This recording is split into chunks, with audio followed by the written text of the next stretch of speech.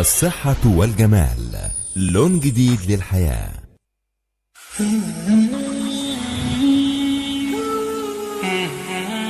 طيب دكتور، لو العامل الوراثي طبعا في ضعف الابصار ليه عامل مهم بيتهيألي يا دكتور. طب الطفل وهو صغير بيبان ان الطفل دوت مثلا والده كان بنضاره والولد نزل برضو الطفل ابتدى حسينا ان ضعف الابصار عنده بقى برضو مشابه لوالده. هل دوت بنبتدي نهتم بيه من الصغر اللي احنا بنأهله للعملية ديت لغاية ما يوصل 18 سنة بحاجات معينة؟ بالظبط. ايه الاشياء اللي ممكن بنأهله بيها عشان نحضره للعملية بعد 18 سنة؟ انا اهتمامي بالاطفال كمان عالي، لان دول هم الثروة القومية بتاعتنا. فبالتالي اذا كان الطفل عنده قصر نظر او طول نظر او كده، دورنا احنا في الفترة اللي هي ما قبل 18 زي ما حضرتك قلت، ان احنا نوصل مستوى النظر عنده للتوب بانه يلبس النضارة ويهتم بلبسها طول الوقت عشان يفضل نظره في العينين الاثنين كويس جدا. لما يوصل ل 18 نقول له طيب احنا دلوقتي نقدر نصحح لك الدرجات دي ونسيبك تنطلق كشاب بقى تعيش حياتك. انما في فترة الطفولة دي اهتمام عالي باننا نوصل بمستوى النظر لأعلى مستوى. في بعض الاطفال بيبقى برضو نتيجة عيوب الابصار عندهم او يكون في فرق في الدرجات، تكون عامله له كسل في عين، العين دي لم يتم الاهتمام بيها جيدا. لا دي نهتم بيها قوي، بنعمل لها تدريبات معينة نقوي فيها الابصار عشان لما يوصل لسن 18 زي ما حضرتك قلت يبقى هو يستفيد من العملية فعلا. يعني يا دكتور باخد من كلام حضرتك ان ممكن العين تكسل. ايه اللي بيؤدي لدوت يا دكتور يعني؟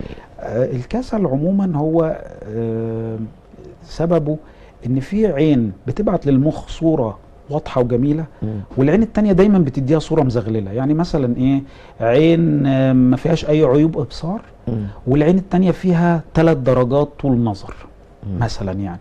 فاذا المخ جاي له صورتين، المفروض ان المخ لما بتجي له الصورتين من عينين طبيعيين بيدمجهم مع بعض يديك رؤيه واضحه وثلاثيه الابعاد زي ما بيقولوا، اللي هي دقه في الرؤيه. اذا المخ دايما بيجي له من عين صوره مزغلله باستمرار يبدا يقول طب انا مش عارف ادمجها مع الصوره الكويسه. فيبدا يهمل هذه العين، والمسارات العصبيه بتاعت هذه العين اللي هي بتوصل الصوره للمخ. احنا بنشوف بمخنا على فكره مش بعينينا. يعني العين مجرد وسيله تستقبل، والمخ هو اللي بيرى في الاخر. يقول لحضرتك ده منظر جميل، انت شايف لون اخضر، حاجه جميله. فالعين اللي دايما بتدي صوره مزغلله تم اهمال المسارات العصبيه فيها. دور بقى الطب لما الدكتور يكتشف هذا المرض، وان احنا يعني ما نسيبش طفلنا يخش سن المدرسه و6 سنين الا لما نفحصه عند دكتور عيون، يفحص لنا المستوى النظر عشان لو في حاجه زي دي نكتشفها. نبدا احنا نعمل تمرينات نقفل له العين القويه ونخليه نجبر المخ ان هو يعتمد على العين الضعيفه دي. فالمخ بالتالي يبدا ينمي مساراتها ويظبطها مع طبعا لبس النضاره عشان نصحح العيوب. بعد ما بدا ينشط هذه العين عايزين نفضل نقوي فيها لحد ما نوصلها زي العين التانية. فهنا نبدأ بقى ان احنا نبقى كده احنا مطمنين ابننا عدى المرحلة اللي هي فيها تطور النظر، ده اللي هيعيش معاه مدى الحياة.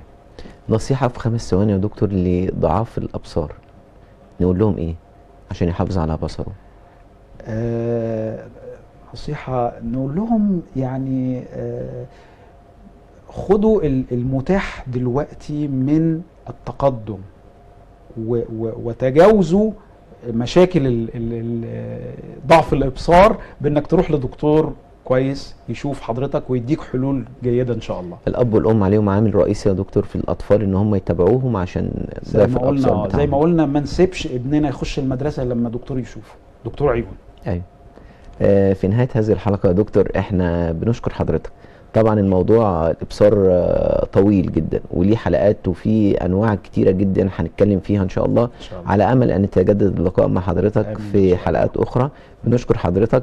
اعزائي المشاهدين، في هذه الحلقه لا يسعنا الا ان نتقدم بالشكر للدكتور احمد خطاب، استشاري طب وجراحه العيون. كان معكم هاني الفرماوي، على امل ان يتجدد اللقاء، والسلام عليكم ورحمه الله وبركاته. برعاية مصر للتأمين.